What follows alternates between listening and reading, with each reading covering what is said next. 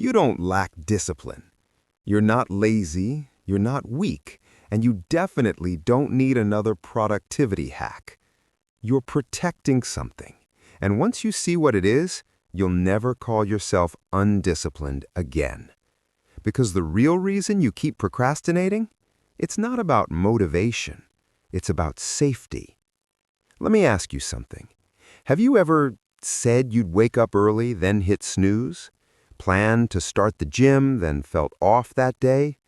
Opened your laptop to work, then somehow ended up reorganizing your desktop? And afterward, you told yourself, I just need more discipline. But here's what nobody tells you. If you truly lack discipline, you wouldn't be consistent at anything. Yet you are. You consistently check your phone. You consistently show up to work or school. You consistently protect certain routines. So clearly, you can be disciplined, just not toward the things that would change your life. Why? Because growth feels dangerous to your brain. Your brain doesn't care about your dreams. It cares about familiarity. Familiar equals safe. Safe equals survival. And your comfort zone? That's not laziness. It's a psychological security system. Let's say you want to start posting content, apply for a better job, start a business, get in shape. All of those actions threaten your identity. If you try and fail, that hurts. If you try and succeed, that changes who you are. Both feel risky. So your brain steps in and says, let's just scroll instead.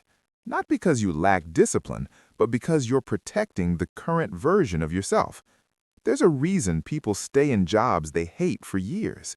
A predictable paycheck feels safer than uncertain potential. There's a reason someone stays quiet in meetings even when they have brilliant ideas. Being invisible feels safer than being judged.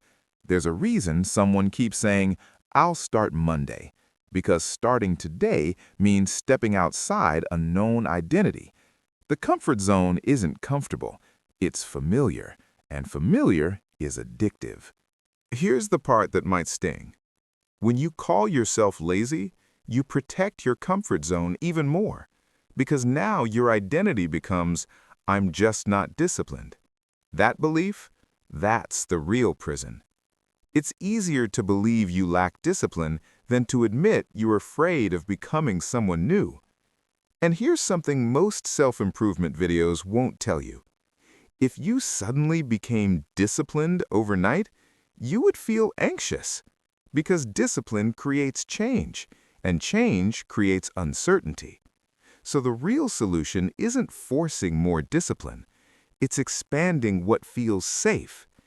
Instead of asking, how do I become more disciplined, ask, how do I make growth feel less threatening? Here's how. Number 1, make the change smaller than your fear. Don't start the gym, put on gym clothes. Don't write the whole script, open the document. Lower the threat level.